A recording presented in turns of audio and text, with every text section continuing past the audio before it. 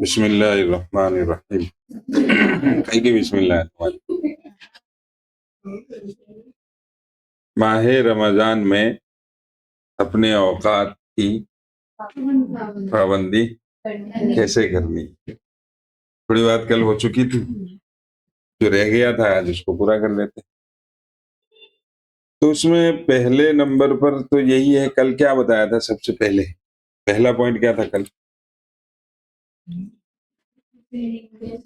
ये एक बड़ा ये एक बड़ा महीना क्या है? महीनों में सबसे अफजल महीना। नबी करीम सल्लल्लाहु अलैहि वसल्लम ने फरमाया, तुम पर एक बहुत बड़ा और मुबारक महीना आने वाला। ये अल्लाह का खास चुना हुआ महीना है। मतलब इस महीने की कद्र है, इस महीने की कद्र करनी चाहिए। और महीनों के मुकाबले में इसका एक एक लम्हा, एक एक पल, एक एक सेकंड क्या है? कीमती है। वजह कल आ चुकी थी कि भाई क्यों कीमती है? क्यों कीमती है? कि इस महीने में नेकियों का भाव बढ़ जाए। इस महीने में नेकियों का भाव बढ़ जाए। ये जब महीना आता है तो आसमानों पर तैयारियां शुरू हो। क्या तैयारियां शुरू होती है? कि जन्नत के दरवाजे खोल दिए जाते हैं। जन्नत को साल भर सजाया जाता है। रमजान आएगा, साल भर सजाया जाता है।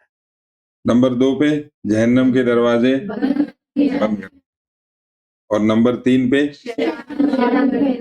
शैतानों को बंद कर दिया जाता है। तो इस महीने में अच्छे काम करना, नेक आमाल करना और महीनों के मुकाबले में आसान हो जाता है। इसलिए इस महीने की कद्र करनी चाहिए, क्योंकि ये महीना, इस महीने में एक नेक अमल का सवाब 70, एक फर्ज का सवाब 70 फर्जों के बराबर हो जाता है। और एक नफल गहरे फर्ज का सवाब फर्ज के बराबर। तो जब ये मौसम है, सीजन है किसका? नेकियों के कमाने का, तो इस सीजन का इस्तेमाल सही तरीके से कर लेना चाहिए। आगे क्या पढ़ा था कल? पढ़ा होगा कुछ भी, हमें क्या मतलब।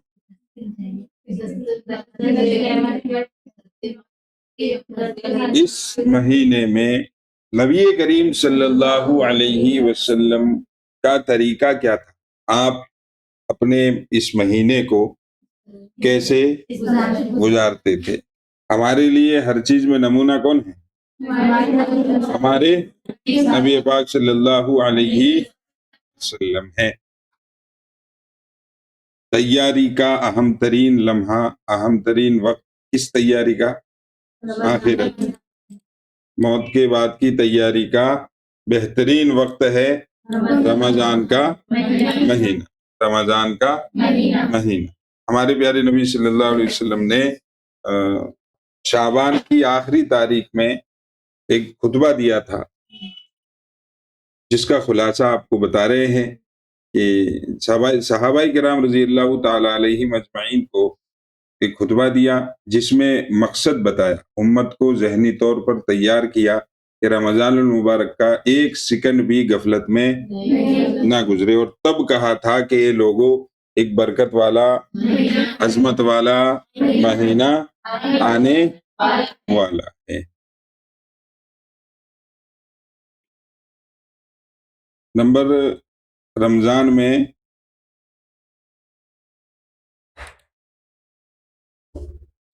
3 खास चीजें रमजान में हम लोगों को अल्लाह की तरफ से मिलती है। नंबर 1 पे रहमत, नंबर 2 पे मगफिरत, नंबर 3 पे जहन्नम से आजादी, जहन्नम से आजादी। पहले 10 दिन रहमत के, दूसरे 10 दिन कल बताया था, दूसरे 10 दिन मगफिरत के, आखिरी 10 दिन जब ये रमजान का महीना पूरा हो जाता है तो अल्लाह ताला फरिश्तों से पूछते हैं, भाई मजदूर का क्या बदला है, मजदूर के साथ क्या किया जाना चाहिए? तो फरिश्ते कहते हैं उसे उसकी मजदूरी दे दी जानी चाहिए। तो अल्लाह ताला कहते हैं फरिश्तों से कि इन्होंने महीने भर के रोजे रखे हैं, रात की तरावी पढ़ी है और दिन भर भूखा रखा है, कुरान करीम की तिलावत की है, मेरी इबादत की है, तो अब इस मजदूर का क्या बदला होना चाहिए? तो फरिश्ते कहते हैं कि पूरा पूरा मिलना चाहिए। तो अल्लाह ताला फरिश्तों से कहते हैं, याद रखना, गवाह रहना कि मैंने इनको माफ कर दिया, मैंने इन रोजा रखने वालों को माफ कर दिया। इसलिए इस महीने में खासतौर से रोजा, रात की तरावी और अपने आप को गुनाहों से बचाना, और चौथा काम कुरान करीम की तिलावत। इस महीने को कुरान करीम के साथ खास मुनासबत है, खास ताल्लुक है, खास जोड़ है कि ज्यादातर आसमानी किताबें रमजान के महीने ही में उतरी है। कुरान तो उतरा ही उतरा है, और पिछली किताबों में भी ज्यादातर किताबें आसमान रमजान के महीने में ही उतरी है। इस किताब को हम पढ़ेंगे फजाइल अमल में, फजाइल रमजान, तो और ज्यादा तफसील आएगी। अल्लाह की खास मोहब्बत का इजहार बंद लोग करते हैं। कौन? मुसलमान। कैसे? भूखे रह के।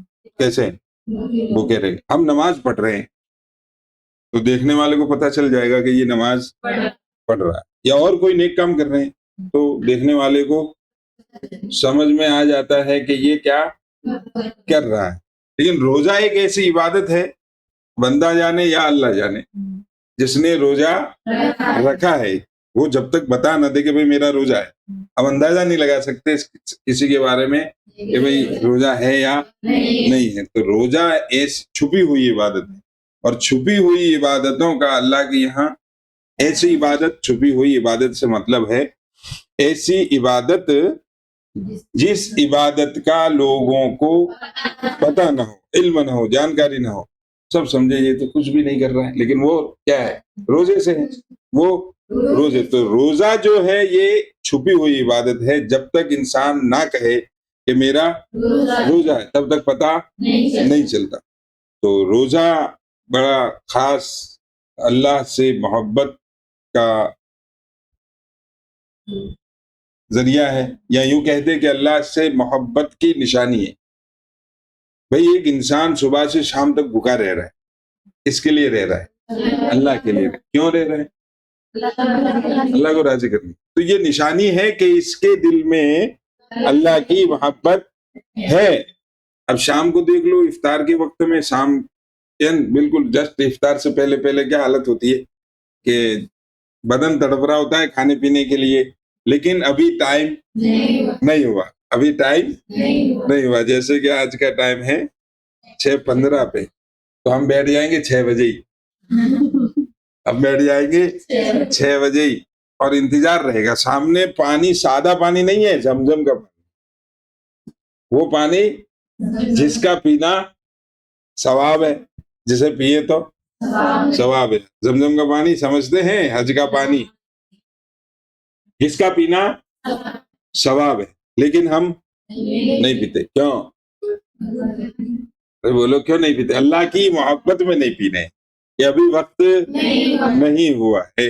सामने खाना रखा है, वो भी कहाँ से आया हुआ? मक्के से आया हुआ, या कोई फल फ्रूट रखे हैं मदीने से जो आए हैं, तब भी हम खाते, ठंड लग रही है तुम्हारा तो मुंह मार के मानेंगे। मतलब बड़ी बरकत वाली जगहों पर से फल फ्रूट आए हुए हैं, लेकिन हम नहीं खाएंगे। क्यों? कि अभी वक्त नहीं। तो ये क्या है? अल्लाह से मोहब्बत की अलामत है। इसीलिए अल्लाह फरमाते हैं कि अल्लाह क्या फरमाते, कल आया था ना, मुंह की बदबू खुदा के यहाँ, रोजेदार के मुंह की बदबू जो अब हो गई शुरू, सबके पेट खाली हो जाता है तो मैदे की बदबू आती है, तो उस बदबू का दर्जा खुदा के यहाँ मुश्क है। दुनिया की सबसे बेहतरीन खुशबू मुश्क मानी जाती है, उससे भी ऊंचा दर्जा, अरे बोलो भाई, है किसका? रोजेदार के मुंह की बदबू का।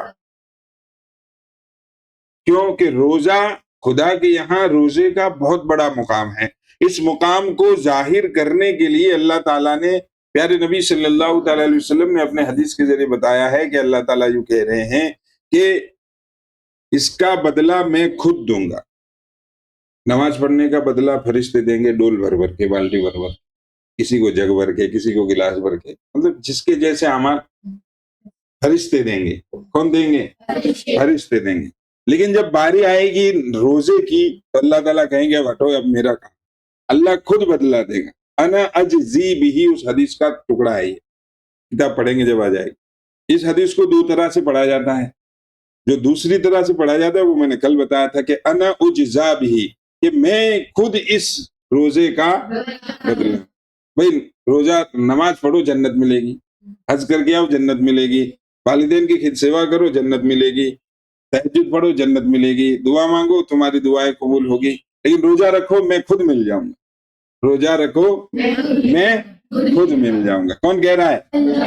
अल्लाह। इसलिए रोजा खुदा के यहाँ रोजे की बड़ी अहमियत है, और इसी वजह से रोजे को इस्लाम की 5 बुनियादों में से एक माना गया। इस्लाम की बुनियादें कितनी? 5। कौन कौन सी? तौरेत, जबूर,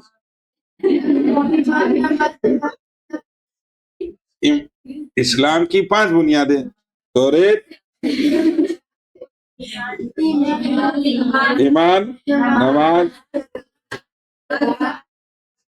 क्या पता है बड़म कर दिया फिर से।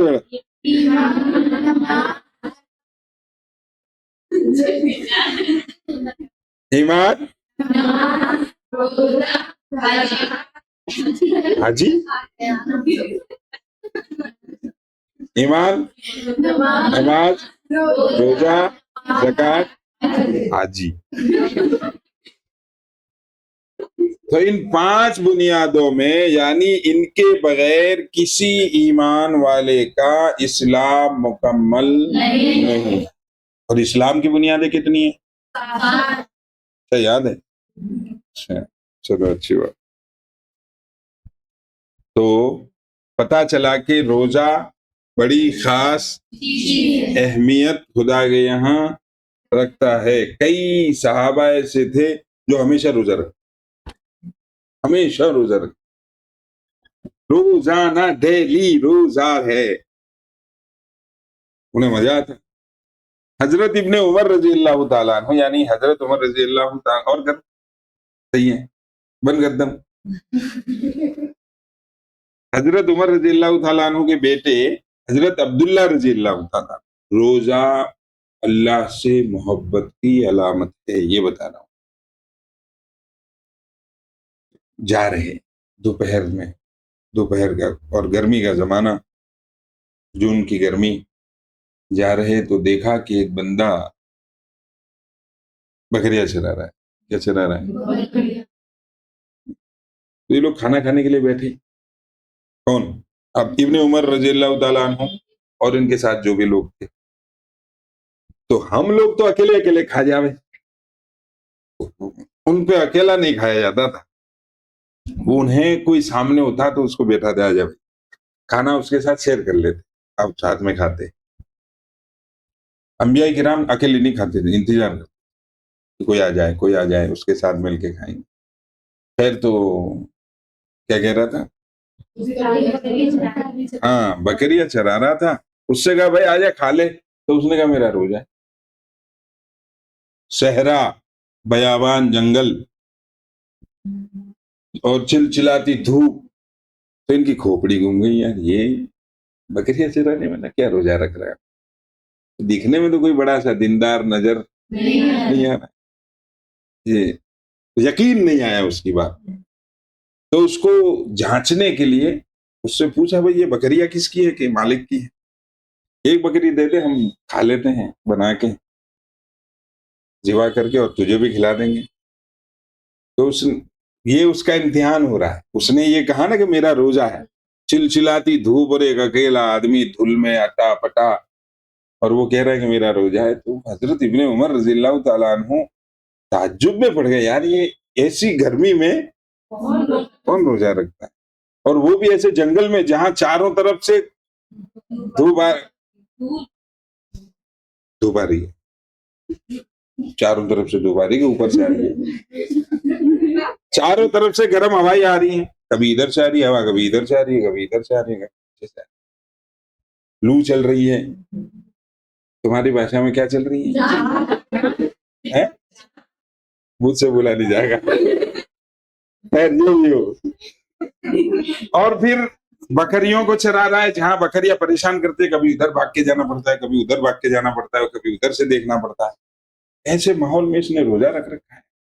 ये कितना पानी में है उसको जांचने के लिए अगला काम उन्होंने किया कि भाई ये बकरियां किसकी है? कि मालिक की है। तो कहा एक बकरी दे दे, हम जिबा करके खा लेते हैं, तू भी खा लियो हमारे संग, शाम के लिए तुझे दे देंगे।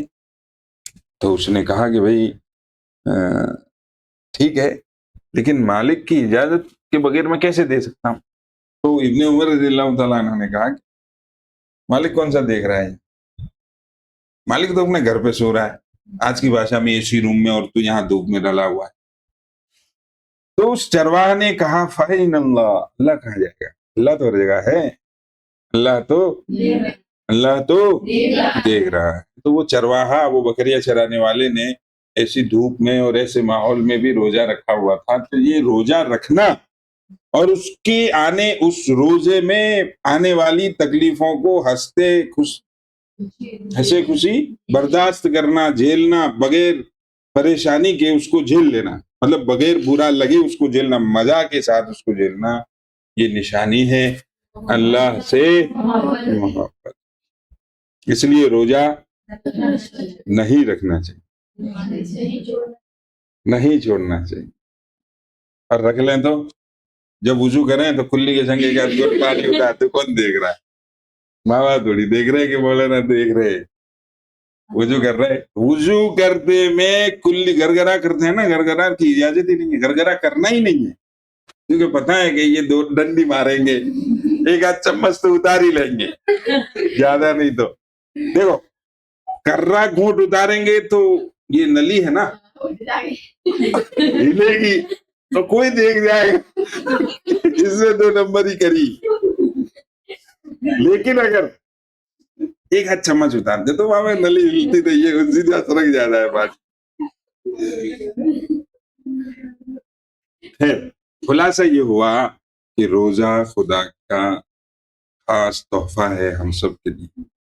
एक साइंटिस्ट है, नाम तो जहन में नहीं आ रहा है, वो यूं कहते हैं कि अगर मेरा बस चले तो दुनिया के हर इंसान को हर साल 30 दिन रोजा रख। उसके पीछे कारण बताए गए, जैसा बहुत कारण बताए। अब फिर वो मेडिकल साइंस की पढ़ाई हो जाएगी।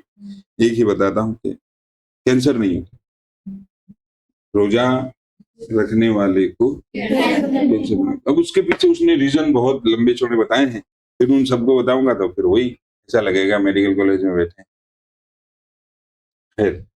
फिर आगे है, समंदर की मछलियां कला था रोजेदार के लिए दुआ कर, क्या करती है? क्यों? ये समंदर की मछलियों का रोजेदार के लिए दुआ करना इस बात की निशानी है कि रोजा खुदा को बहुत पसंद है, इतना पसंद है कि उसने दुनिया की मखलूक को इसके लिए इफ्तार तक दुआ के में लगा दिया कि इसके लिए दुआ करते। नमाज पर ये नहीं है कि साहब मछलियां दुआ कर रही हैं, फलाना काम ये कर रहे हैं, उस पर मछलियां दुआ कर रही हैं, ऐसा नहीं है। लेकिन रोजे पर मछलियों को लगा दिया, किस बात पे? दुआ पे। कहीं गया।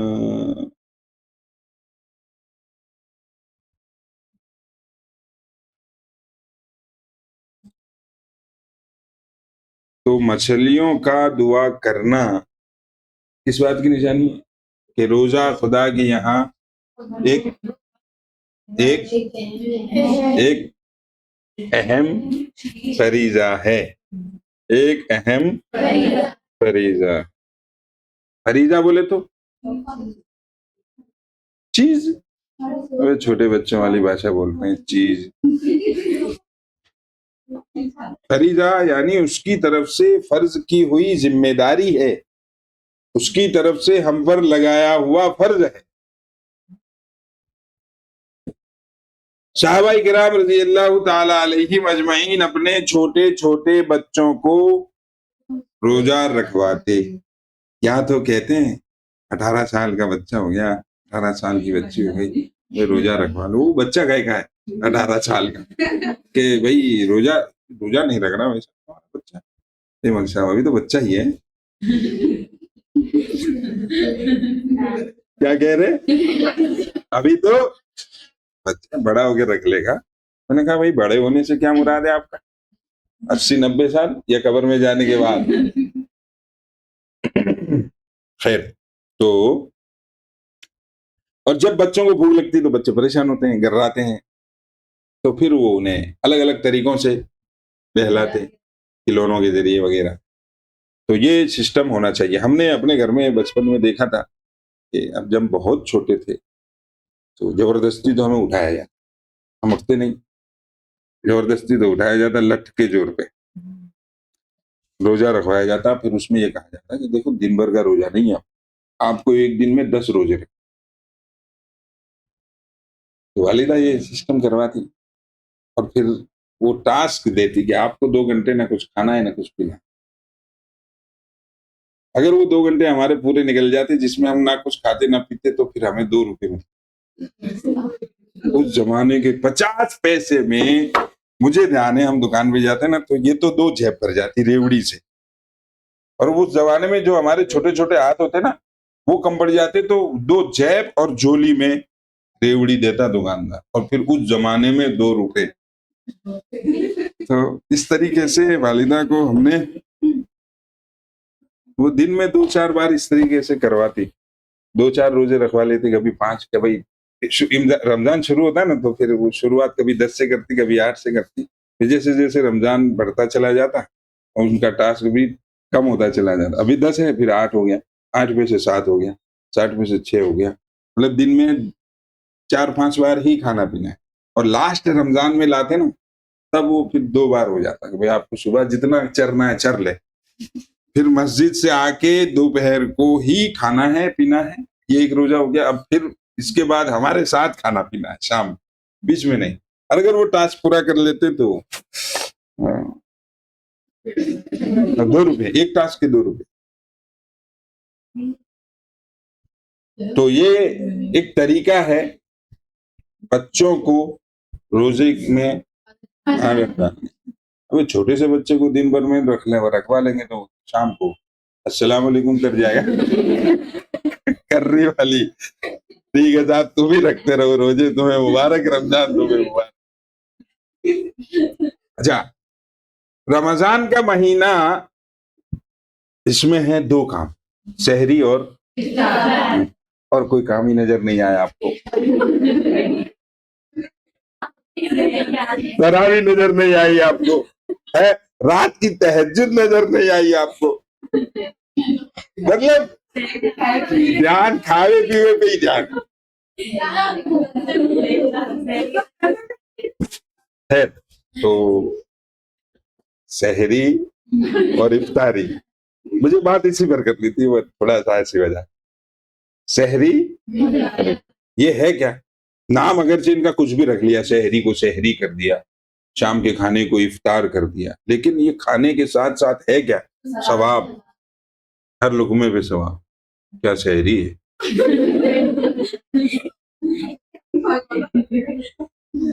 आज ऐसा हुआ मस्जिद में, उसने सुन लिया होगा इस बात को। कल परसों से मैंने फजाइल रमजान की तालीम शुरू कर दी अपनी मस्जिद में। भाई शहरी खाना सुन्नत है, सवाब है, तो एक बंदे ने सोचा कि भाई जब शहरी खाना सुन्नत है और हर लुकमे पर सवाब मिलेगा, क्यों ना ठूस ठूस के खाया जाए। अब उसने ठूस ठूस के खाया और फिर जैसे ही मस्जिद में आया नमाज के लिए और रुकू में गया, बर्र खाली हो गया। दो जा नमाज धोनी पड़ी और उसने कम से कम 8-10 बंदों को फ्री कर दिया कपड़ों से। अच्छा, शहरी में और इफ्तार में रमजान के रोजे से असल मकसद क्या है? भूखा रहे। रमजान भाई रोजे का मकसद है अपने आप को भूखा रखकर अपने आप की सिकाई करवाना, अपने नफ्स की, अपने मन की, उसकी इस्लाह होती है। सब कुछ रखा है फिर भी ना खा रहे, ना खा रहे, ना खा रहे तो ना खा रहे। मन बहुत हो रहा है, बस हाथ इतना ही लंबा करना है, ज्यादा उठ के भी नहीं जाना, लेकिन नहीं खा रहे। इससे हमारे अंदर इसके लिए मुझे कोई लफ्ज समझ में नहीं आ रहा कि जो जहन में चल रहा है उसका लफ्ज डिलीवर कैसे कर, अपने आप को कंट्रोल करने की सलाहियत पैदा होती। इस चीज को लोग बहुत कह गए। यहां हमारे पास कमरे में कोई कभी कोई दे जाता है, कभी कोई दे जाता है। मैं आज तक अकेला नहीं खाया, उसको उठा के रख देते हैं फ्रिज में। जब ज्यादा लोग होंगे खाने में तब वो चीज रखेंगे। अब एक बंदा है अपना घर छोड़ छाड़ के, कोई भी हो, चाहे मैं हूं या कोई हो, नेमतों से महरूम होता है। समझ में आ रही है? मतलब घर वाले जो मन आया बना के खा लिया, अकेले अकेले समझा डले, तो हम उनसे महरूम हो गए ना। उन चीजों की जो हम घर पे होते हैं, कोई भी हो, मैं हूं या मेरे अलावा कोई भी, किसी भी लाइन में अपने घर बार को छोड़ के बाहर डले हैं, तो जिन नेमतों को वो घर पे खाता है वो अपने ड्यूटी टाइम पे नहीं खा पाता, लेकिन उसकी याद तो आती रहती। अकेला बैठा है,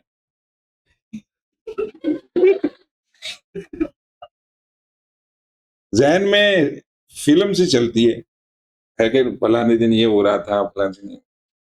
अब किसी दिन ऐसा होता है वही चीज यहां आ जाए, अब आदमी कैसा टूट के पड़ेगा, टूट के ही तो पड़ेगा ना। जिस चीज की तमन्ना कर रहा है वो दिनों से, वो चीज आज आई है, तो अकेले, पहले तो अकेला खाएगा, फिर टूट के खाएगा दोनों हाथों से, और उसके उसका बस चले तो दोनों हाथों दोनों टांगों से खा। तो एक साहब आए, बोले साहब चीज कहें आपसे, मैं बोलो क्या कहना है। अब हम सोच रहे हैं कुछ मसला वसला पूछेंगे, आप टूट के नहीं पड़ते। मैंने कहा क्या मतलब है कि दस्तरखान पर कुछ भी आ जाए आपका हाथ उतना ही चलता है जितना चलना चाहिए। मैंने कहा यार तुम बड़ी चीजें गौर करते हो, कल से हमारे साथ खाना नहीं खाओगे। तो ये ताकत कहाँ से आती है? ये कहीं सिखाया नहीं जाता, ये रोजा रख कर आता है अपने आप को कंट्रोल करने की। हमें नहीं पढ़ाया गया आज तक कि भाई इस तरीके से कोई दस्तरखान पे अनोखी चीज आई हो तो वो अपने हाथ को रोक के रखो, नहीं, ये रोजा रखने का नतीजा है। नहीं समझ में आया? अभी मैंने कुछ देर पहले आपसे कहा था कि जहन में कुछ चल रहा है, उसको मैं कैसे अपने लफ्जों में रखूं, वो बात समझा रहा हूं इस कहानी से। नहीं आया? मजा नहीं आया?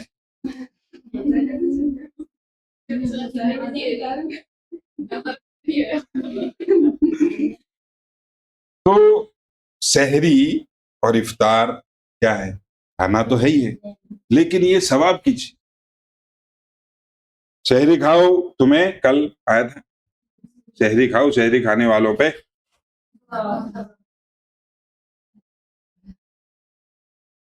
सहरी खाओ, सहरी खाना बरकत है, सहरी के खाने में बरकत है। देखो सवेरे की डगार अब तक है, सहरी खाओ, सहरी में। अच्छा, मैं अभी एक बात कही थी वो जहन से उतर गई कि रोजे का मकसद है अपने आप को भूखा रख के एक इंसान को तकलीफ से गुजरने और मुश्किल हालात में जीने की ताकत पैदा करना चाहा जाता है रमजान नहीं।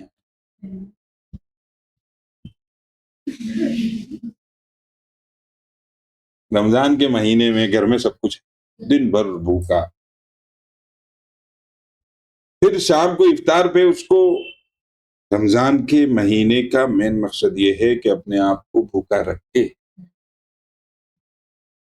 अपने आप की इस्लाह करके अपने आप को अल्लाह के करीब कर देना, उसकी गोद में जाके बिठा देना। गोद है नहीं, वो एक लफ्ज है बात को समझाने के लिए। अल्लाह जिस्म से पाक है तो गोद से भी पाक है, सीधी सी बात। तो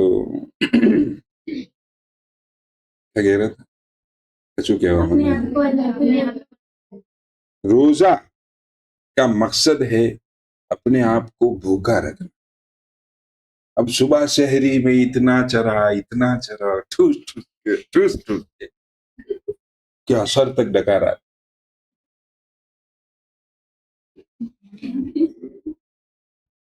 हम पूछते हैं भाई साहब शहरी में कौन सर ज्यादा नहीं 5 रोटी खा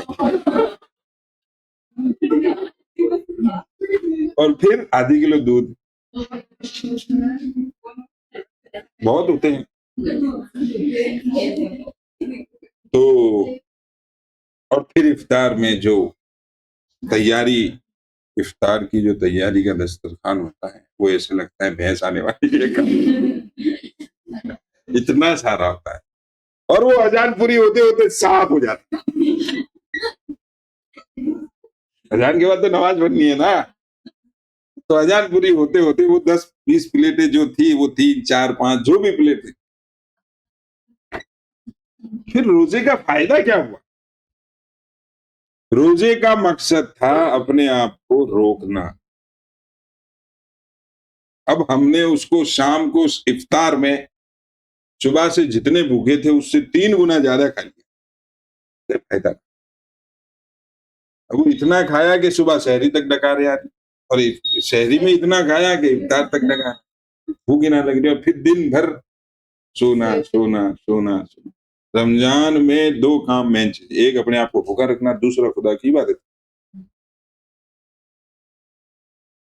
2 काम अहम है।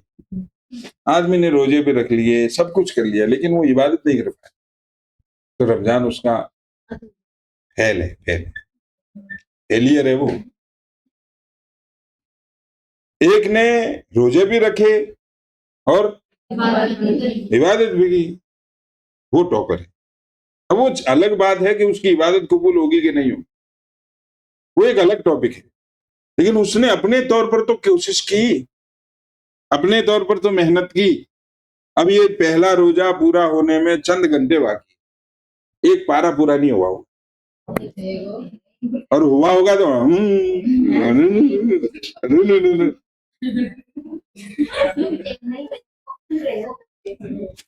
तो रमजान जो है इसका जो मकसद है क्या है? अपने आप को भूखा रखना और ज्यादा वक्त इबादत। तो सहरी जरूर खाएं, सहरी खाना सुन्नत है और इसमें बरकत है। अल्लाह ताला और उसके फरिश्ते सहरी खाने वालों पर आजा दुआ पढ़ते हैं, रहमत भेजते हैं। अल्लाह ताला और उसके फरिश्ते सहरी खाने वालों पर, बाद में आ जाना तो बाहर रख दे। अल्लाह ताला और उसके फरिश्ते सहरी खाने वाले पर रहमत भेजते हैं। और सहरी खाने से हल्की फुल्की हो सहरी, न इतनी हो कि भैंस खा ले और न इतनी कम हो कि शाम तक परेशान हो जाए। सहरी होनी चाहिए अपनी, वो अपने ऊपर है। हर एक इंसान की कैपेसिटी अलग। मैं रोटी खाता ही नहीं, खा ली तो 1 रोटी आधी रोटी लास्ट, इससे आगे नहीं। तो वो अपने अपने पर है कि हम कितना झेल सकते हैं। 1 दिन करके देख लो, 2 दिन करके देख लो, 3 1 2 3 दिन में अंदाज हो जाता है कि कितनी सहरी खा लेने से ज्यादा परेशानी नहीं हो।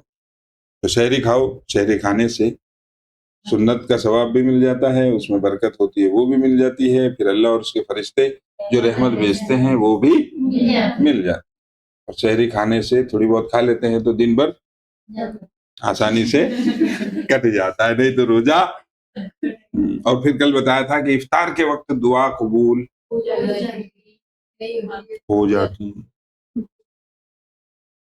लेकिन वो इफ्तार का वक्त कौन सा, कि जब आज का रोजा खुलेगा 6:15 है, हाँ 15 पे, तो अब 6:15 के बाद का जो वक्त है ये है, पहले ही लगे हुए हैं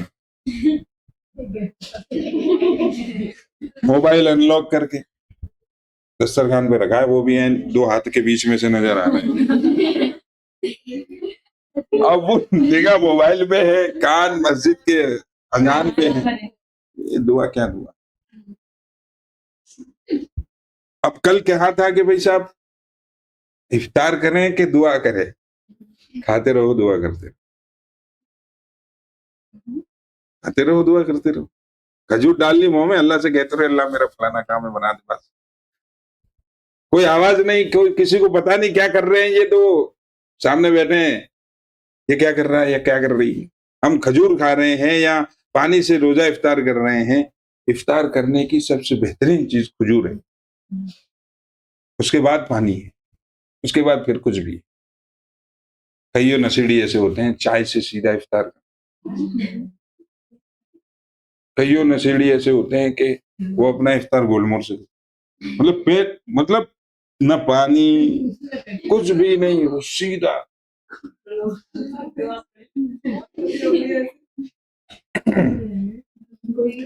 खैर, तो इफ्तार का जो वक्त है ये कबूलियत दुआ का वक्त है, इस वक्त दुआ कबूल हो जाती है। अब मसला है कि इफ्तार करें कि कन्नी फाड़े, सीधी सी बात है, 2 मसले हैं।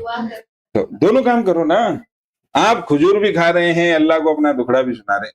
अल्लाह को सुनाने के लिए यूं हाथ उठाना और जैसे नमाज में बैठते हैं बैठना जरूरी नहीं है, वो एक तरीका है, वो तरीके पर बैठे तो ज्यादा अच्छा है। लेकिन वो दुआ तो चलते फिरते उठते बैठते, रात को आंख खुली सोते सोते में आंख खुली, उस वक्त अल्लाह को कुछ कह दिया और वो दुआ भी कबूल हो जाती है, सीधी डायरेक्ट आसमानों में। लेकिन उस वक्त किसको याद आता है? उस वक्त मुतना याद आता है, लेकिन दुआ याद नहीं आती। सोने के आदाब में से है कि सोने से पहले तो वुजू करो, फिर वो सारी चीजें पढ़ के सो जो जिनके पढ़ने के बारे में आपको बताया गया। और फिर अगर रात को आंख खुल जाती है तो फिर अल्लाह से मांगो, जो मांगो मिले। तो इफ्तार का जो वक्त है वो वक्त कबूलियत दुआ का वक्त है, उस वक्त अल्लाह से दुआ करनी चाहिए। एक थोड़ा सा वक्त निकाल के आप बैठ गए 10 मिनट के लिए, उसमें एक लिस्ट बनाएं कि साहब कि कौन कौन सी चीजें ज्यादा इंपॉर्टेंट हैं और वो जिंदगी से बाहर है, मिली हुई नहीं है। ज्यादा नहीं, 30 की लिस्ट बना दो, फिर अगला रमजान में और देखेंगे। रोज एक बात अल्लाह को कह दो कि अल्लाह फलाना, अल्लाह फलाना का, अल्लाह फलाना का, बस इतना ही काफी।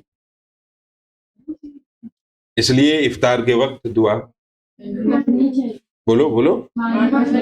कल कहा था कि सिर्फ अपने अपने लिए दुआ, फलस्तीन, शाम, सूडान, मक्का मदीना और तमाम मस्जिदों मदरसों और हमारे देश के लिए खास तौर पर दुआ करनी फाड़े, दुआ मांगे, तुम क्या बातें करते हो।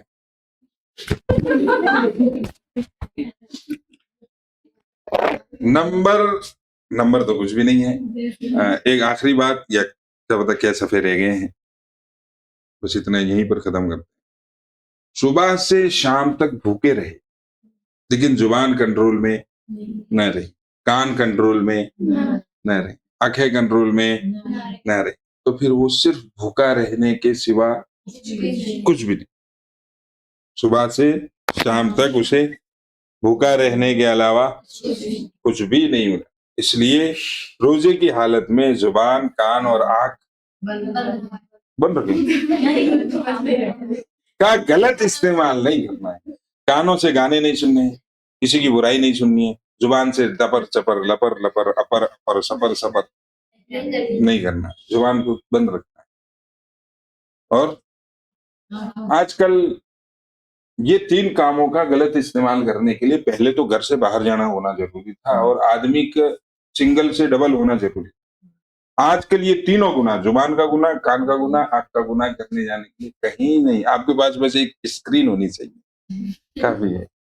आपके पास क्या हो, मतलब मोबाइल या लैपटॉप या कुछ भी हो, बस काफी है, सारे काम हो जाएंगे। अकेला आदमी है फिर भी वो कानों से भी गुनाह कर लेगा, आंख से भी कर लेगा और जुबान से भी कर लेगा। इसलिए इनका इस्तेमाल, गलत इस्तेमाल ना करें। यहाँ एक बात याद आ रही है, ईमान को बनाए कैसे और बिगड़ने से बचाए कैसे, इसके अंदर में कई बातें आती है। इसमें से एक है प्रैक्टिकल, अमली मश्क यानी प्रैक्टिकल, कि क्या करना है क्या नहीं करना है। उसमें 4 चीजें हैं, आंखों का देखना, कानों का सुनना, जुबान का चपर चपर करना और दिमाग का सोचना। ये 4 रास्ते अगर सही है, मतलब जुबान से गलत नहीं बोल रहा है, कानों से गलत सुन नहीं रहा है, आंखों से गलत देख नहीं रहे हैं और दिमाग का गलत इस्तेमाल नहीं कर रहे हैं, तो उसका ईमान बनता चला जाएगा, बनता चला जाएगा, बनता चला जाएगा और उस लेवल पर पहुंच जाएगा जिस पर होना चाहिए। और अगर इन चीजों का इस्तेमाल, गलत इस्तेमाल किया, तो ईमान कम होता चला जाएगा, कम होता चला जाएगा, कम होता चला जाएगा, इतना कम हो जाएगा कि खुदा ना करे ईमान ही खत्म। और ऐसे वाकयात हजारों हैं, लाखों की तादाद में हैं कि इन चीजों का गलत इस्तेमाल करने की वजह से ईमान छिन गया, खत्म हो गया। इसलिए ये 4 गेट हैं, कानों का सुनना, आंखों का देखना, कानों का सुनना और दिमाग का सोचना। ये 4 रास्ते हैं दीन और ईमान के बनने और बिगड़ने के। अगर इन चारों का इस्तेमाल सही है तो दीन और ईमान बनता चला जाएगा, बढ़ता चला जाएगा। और अगर इनका इस्तेमाल गलत हो रहा है तो फिर खतरे की घंटी बज चुकी है, कब क्या हो जाए। इस महीने में कुरान और पिछली सारी किताबें, ज्यादातर पिछली किताबें नाजिल हुई है, इसलिए इस महीने में कुरान करीम की तिलावत ज्यादा से ज्यादा करनी चाहिए। वस्सलाम।